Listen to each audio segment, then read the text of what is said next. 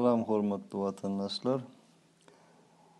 Kiçirek rolü alyan, ne şu vatide görkezyen, ne üçün Türkmenistan'ın prezidenti ahırlan başka beylik velayetlara seyretmeyenni, yani afet pantolsun açlık olsun, hiç hareket yok.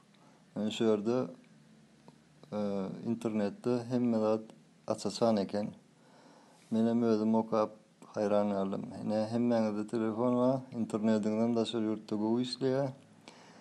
Türkmenistan'ın kıyarlar. Şunun için hemmenize Google Play var. Giriyat Google Play'e. Sonra Google Play'e setirine yazıyat. Benim girem son menine bağdayına Wikipedia Türkmenistan'ı yapıyordum. Yine girdik Wikipedia Türkmenistan'a. Şunun için yine şöyle birinci sayfada yine giriyat Türkmeniya Wikipedia. Yine girdik. Yine şu an Wikipedia demek ne mi? Yani bu yurdun durumu vardı. Bol geçen vakalar vardı. Şu dolu anıp görküyor ya.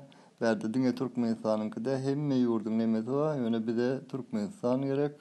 Esası ve kim gerek bir de Türkmenistan'ın prezidenti Gurbanguly Berdimuhamedov gerek.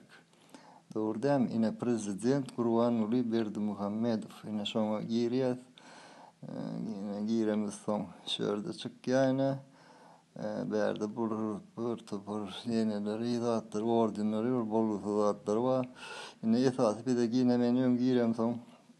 Menki gün çıkıp durda şu var. Yine lişnost и взгляды diye yani şona girmeli. Yine girdiniz şona giriyeniz. Yine şurada yanman gazaklı bir anık var.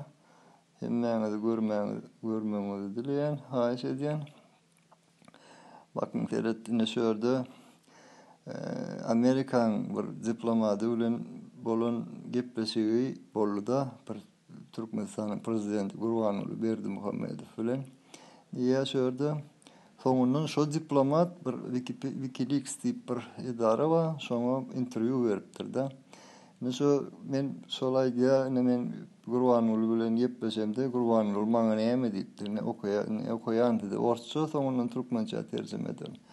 Гурбангулы Бердимухамедов сказал, что на самом деле не считает всех туркменов одинаковыми и равными. Yani Türkmenleri hemmeti denk saymak diye de aytmışsın oraya. Hemmeti denk değerli ya da. По мнению Бердимухамедова, настоящие исконные чистокровные туркмены происходят только из района между селениями Бахарлы и Каака на юге Туркменистана, у склонов гор Капетдаг в Ахалском вилаяте. Yani şöyle ne diye. Yani hakiki Türkmenlerin Baharlı bilen Kaakan arasında yaşıyor. Köpet Dağı'nın eteklerine, Ahal vilayetine, Galın vilayetteki yaşayan Türkmenler Türkmen değil diye. Görüyorsunuz mu adamlar? Сонунан. А туркмены, проживающие в других частях страны, являются не настоящими туркменами. Впитавшие кровь узбеков, казаков, персов, таджиков и других окружающих народов. Ne mi diye yine söyledim. Adamlar mene imanım ölçtü, doğruyum aydayın.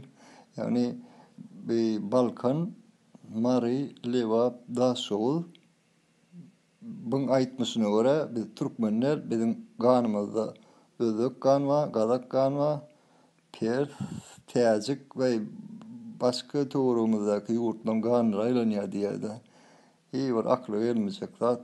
Bu ilk baştan ve millet parasçılığı başlayıp adamlar Hökman görün, girin, gatı gıdıklar verdi. Ondan başka da bu topar korrupsiya vardı. Türkmenistan'ın ekonomikası vardı.